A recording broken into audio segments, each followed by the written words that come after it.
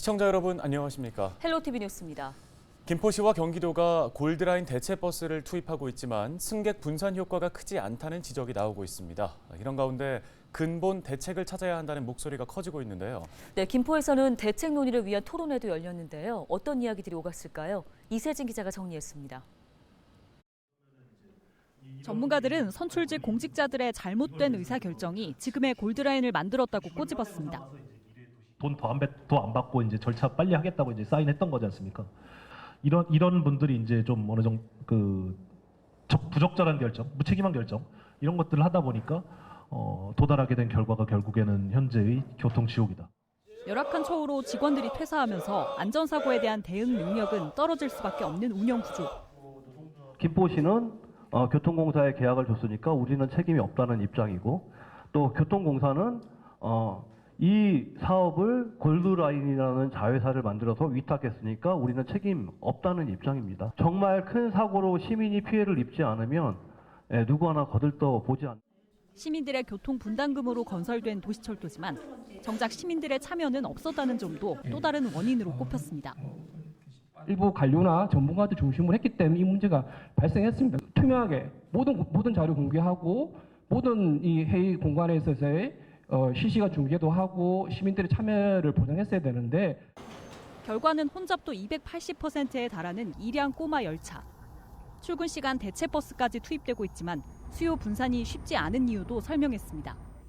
근본적으로 이제 버스하고 이제 골드라인 정도의 이제 그런 용량 차이가 굉장히 나고요. 중전철 비교를 하게 되면 그 8편성 그러니까 8량 1편성이 들어가게 되면 한 1,600에서 1,900명 정도 해가지고 6편성 대신 1편성만 들어가도 사실은 굉장히 이제 그 혼잡률을 완화하는 효과가 굉장히 큰데 이 과정에서 5호선 연장의 시급성도 피력했습니다. 사람이 인위적으로 만들어낸 그런 재난으로밖에 볼 수 없거든요. 그래서 이런 부분에 대해서 좀 여러 가지 논란을 좀 이제 차지시키고 좀 이제 노선에 대해서 우선 조기 협상을 해서 노선 결정을 하고 여러 가지 논란을 뒤로 밀어두는 게 직권 중재도 하나의 대안으로 언급됐습니다. 중재안을 가지고 계속 절충안을 이제 노력하고 있다는 말씀을 드리고, 그다음에 이제 그게 안 되면 어떻게 할 것이냐, 강제 이제 조정에 대해서 말씀하셨는데 그것도 당연히 저희들이 고민을 하고 있습니다. 그래서 합의가 안 됐으면 안 될 경우에는 대공에서 직접적으로 강제 조정해가지고. 이날 토론회에 참석한 시민들도 골드라인 혼잡도 해결을 위한 아이디어를 제시하거나 근본적인 대책이 필요하다는 의견을 내놨습니다. 한편 지역구 국회의원 주최로 열린 이날 토론회에는 김포시와 골드라인 주식회사, 서울시 관계자는 참석하지 않았습니다. 헬로티비 뉴스 이세진입니다. 유정복 인천시장이 검단 신도시 아파트 건설 현장에서 발생한 지하 주차장 붕괴 사고 현장을 방문해 사고 상황을 점검했습니다. 붕괴 사고는 지난 4월 29일 발생했는데요.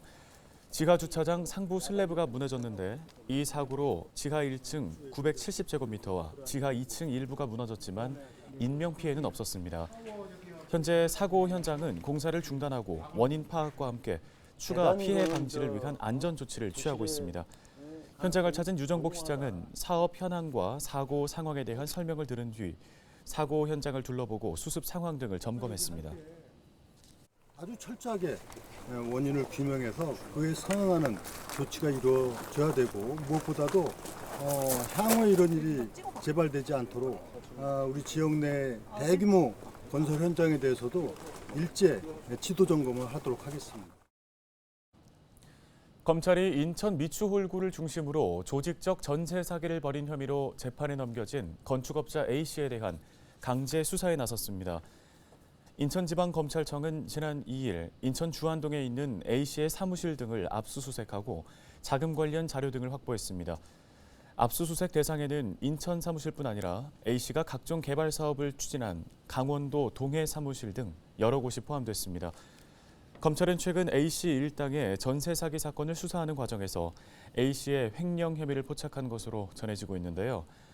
A씨가 세입자들로부터 받은 전세 보증금과 자신이 운영한 종합건설회사의 자금을 추적하던 중 단서를 찾았고 법원으로부터 압수수색 영장도 발부받았습니다. A씨 일당 61명은 인천 미추홀구 일대 아파트와 빌라 등 공동주택 481채에 전세 보증금 388억 원을 세입자로부터 가로챈 혐의 등을 받고 있습니다. 전세 사기 특별법 적용 대상의 범위를 확대한 정부의 수정안을 통해 인천 미추홀구 피해자들 대부분이 지원 대상에 포함될 것으로 보입니다. 국토교통부는 미추홀구 전세 사기 피해가 예상되는 2,484가구 중 대다수가 지원 대상에 포함되는 것으로 파악됐다고 밝혔습니다. 국토부는 지난 1일 국회 국토교통위 법안심사소위에 특별법 적용 요건 수정안을 제시했습니다. 이 수정안에는 대항력과 확정일자 요건을 모두 충족하지 못하더라도 임차권 등기를 마친 경우 지원 대상에 포함시키는 내용이 담겼는데요. 또 보증금을 변제받지 못하는 모든 경우를 포함하도록 기준이 완화됐습니다. 이에 따라 기존 6개의 자격 요건에 들지 못하더라도 지원 대상에 포함될 것으로 전망됩니다. 국토부는 특별법이 통과돼 공포되는 즉시 시행하고 사전에 위원회를 구성하는 등 전세 사기 피해 지원에 만전을 기하겠다는 방침입니다. 다수의 다세대 주택 세입자들에게 보증금 수십억 원을 돌려주지 않고 가로챈 일당이 경찰에 붙잡혔습니다. 부천 원미경찰서는 최근 사기 등 혐의로 70대 여성 A씨 등 2명을 구속하고 공범 13명을 불구속 입건했다고 밝혔는데요. A씨 등은 지난 2020년 6월부터 1년여 동안 부천과 인천 지역에서 빌라 15채를 사들여 세입자들에게 보증금 29억 원을 가로챈 혐의를 받고 있습니다. 경찰 조사 결과 이른바 깡통 빌라 사기로 피해자 한 사람당 전세 보증금 2억 원가량을 돌려받지 못한 것으로 드러났는데요. 또 A씨는 지인에게 빌라 전세 계약서를 월세 계약서로 위조하는 수법으로 8억 원을 빌린 뒤 갚지 않은 혐의도 받고 있습니다. 경찰은 이번에 검거한 일당 외에 도주한 또 다른 공범의 행방을 쫓고 있습니다. 전세 사기 피해가 집중된 인천시가 전국 광역시 중 전세 비중이 가장 높은 것으로 나타났습니다. 법원 등기정보광장 확정일자 통계를 보면 지난 4월 인천 전체 확정일자 9,800여 건 중 53.5%인 5,200여 건이 전세인 것으로 확인됐습니다. 전국 광역시 중 가장 높은 전세 비중이며 전국 광역단체 중에서는 전라남도와 강원도에 이어서 세 번째입니다. 서울은 전체 53,800여 건 중 46.5%인 25,070여 건이 전세였습니다. 경기도는 48.9%, 부산은 44.1%로 전세보다 월세가 많은 것으로 파악됐습니다. 임차권에 대한 대항력 유지를 위한 임차권 등기 명령 신청 건수도 많았는데요. 지난달 인천의 집합 건물에 대한 임차권 등기 명령 신청 건수는 684건으로 전국에서 서울 950건, 경기도 824건 다음으로 세 번째를 기록했습니다. 부천시와 부천 주요 병원들은 그동안 러시아나 중앙아시아 등을 중심으로 한 해외 환자 유치에 공을 들여왔습니다만 최근 몇 년 사이에 좀처럼 쉽지가 않았습니다. 네, 다행히 코로나19 이후 4년 만에 여행 관광업계가 되살아나면서 부천시도 그동안 멈추었던 중증 환자 유치 등 의료 관광 산업 확장에 박차를 가하고 있습니다. 이정화 기자가 소식 전해드립니다. 부천시가 지난달 중순 중앙아시아 카자흐스탄에서 의료관광 설명회를 열었습니다. 코로나19 이전 치료 목적으로 부천에 온 외국인 환자 10명 가운데 3명이 카자흐스탄 국적일 정도로 의료관광에 관심이 높은 나라였기 때문입니다. 현지에서는 신규 환자 수요를 예측할 수 있는 대행사와의 상담 160여 건 가운데 실제로 계약 45건이 체결됐습니다. 또 고려인 협회와 업무 협약을 맺는 한편 중증 환자 치료에서 관건으로 꼽히는 신속한 입국 등을 위한 행정 절차도 논의 대상에 올랐습니다. 부천의 높은 의료 인프라를 기반으로 카자흐스탄에 있는 고려인 협회와 더불어서 우리 부천의 의료 관광과 지역 관광을 연계하는 사업에 활로를 텄다는 데 큰 의미가 있습니다. 이른바 의료 관광은 일반 관광과 비교해 체류 기간이 길고 소비 규모가 큰 게 특징입니다. 고부가 가치 산업으로 꼽히는 이유입니다. 부천 주요 병원들은 지난 2009년부터 통역 등 외국인 환자 진료 시스템을 구축하는 등 산업 확장을 위한 준비를 해왔습니다. 중증 환자 유치에 관심을 보이는 부천병원 협의체는 갈수록 늘어 올해는 기존보다 2배 이상인 최대 20곳까지 늘어날 전망입니다. 요즘에 이제 터키나 다른 데로 의료 수요가 있는데 그걸 다시 한국으로 돌리는, 그리고 부천에서 그 역할을 하겠다는 생각이 있고 고려인들이 한국에서 일반 심장 질환, 오디암, 그다음에 치과, 그다음에 정형외과 치료를 받을 수 있는 길을 관내 병원과 긴밀하게 협력을 해서 더 확장해 나가도록 노력하겠습니다. 부천시는 그동안 코로나19 영향으로 주춤했던 의료관광 산업을 공격적으로 확장한다는 계획입니다. 또 오는 10월에는 5번째 부천국제의료관광 컨퍼런스를 개최하는 등 본격적으로 중증 환자를 지역으로 유치하기 위한 방안을 모색할 예정입니다. 헬로티비 뉴스 이정아입니다.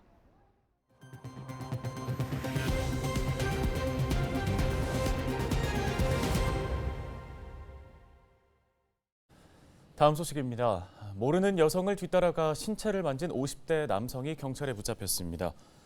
부평경찰서는 강제추행 혐의로 A씨를 불구속 입건했다고 밝혔습니다. A씨는 지난 1일 오후 8시 42분쯤 부평구 부평동의 한 길거리에서 여성 B씨의 신체 일부를 한 차례 만진 혐의를 받고 있습니다. 경찰은 당시 범행을 목격한 인근 가게 주인의 신고를 받고 출동해 인근 공원에 있던 A씨를 검거했는데요. 경찰은 현재 A씨를 임의 동행해 조사를 마친 상태이며 피해자를 불러 사실관계를 조사할 예정입니다.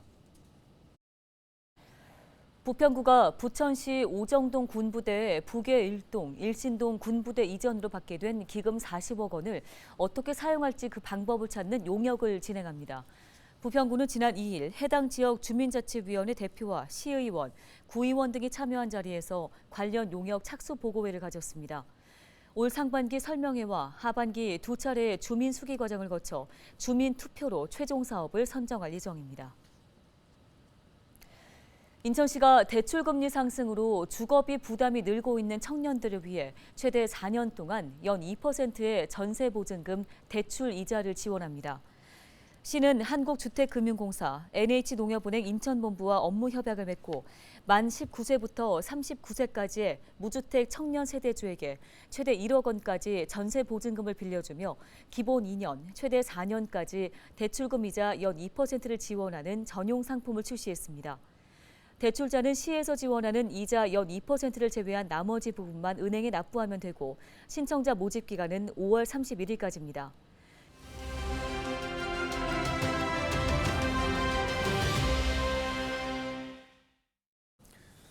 전분 제품을 만드는 인천의 한 제조기업 직원들이 가구 제조 협동조합인 뚝딱이 마을 공방의 도움을 받아 손수 제작한 책상들을 부평 지역의 청소년들에게 기부했다고 합니다. 가정의 달에 반가운 사회공헌 소식인데요. 직접 연결해서 들어보겠습니다. 네, 송인섭 인그리디언 코리아 공장장님 전화 연결돼 있습니다. 안녕하십니까? 네, 안녕하세요. 인그리디언 코리아의 부평 공장의 공장장을 맡고 있는 송인섭입니다. 예, 전분 제품을 만드는 회사라고 들었는데요. 어떻게 책상을 만들어서 청소년들에게 기부할 생각을 하신 건지 궁금합니다. 이 부분부터 먼저 얘기 들어보겠습니다. 예, 저희 인그리디언 코리아는 지속적으로 지역사회와 연계한 사회공헌 활동을 통해 기업의 이익을 사회에 환원하고 사회적 책임을 다하기 위해 노력하고 있습니다. 이번에는 지역사회 학생들의 교육 환경을 개선하고 이들의 꿈과 희망을 응원하겠다는 마음을 담아 저희 직원들이 직접 책상을 제작하고 기부하게 되었습니다. 네, 임직원들이 목공 기술을 직접 배워서 책상을 만들었다고 들었는데 쉽지 않았을 것 같습니다. 얼마나 만들어서 기부를 하신 건가요? 예, 저희 직원들이 제작한 10개의 원목 책상을 기부했으며 이 책상은 학생들이 오랫동안 학업용으로 사용할 수 있도록 튼튼한 고무나무를 사용해 제작했습니다. 저희 직원들의 땀과 정성이 담겼기에 그 어떤 책상보다 더 소중하고 의미 있는 책상이라고 생각합니다. 네, 책상이 필요한 청소년들에겐 참 소중한 선물이었을 것 같습니다. 지역사회와 청소년들에게 특별히 하고 싶은 말씀 있을까요? 이번 활동을 통해 저희 공장이 위치하고 있는 부평 지역의 청소년들이 보다 나은 교육 환경에서 공부할 수 있을 뿐 아니라 기업과 개인의 사회적 책임에 대해 한 번 더 돌이켜볼 수 있을 것이라고 생각합니다. 앞으로도 인그리디언 코리아는 지역 사회와 함께 상생하고 지속 가능한 발전을 위해 다양한 사회공헌 활동을 이어나갈 계획입니다. 네, 여기까지 듣겠습니다. 인그리디언 코리아 부평 공장 송인섭 공장장님과 함께했습니다. 오늘 저희가 준비한 소식 여기까지입니다. 네, 고맙습니다.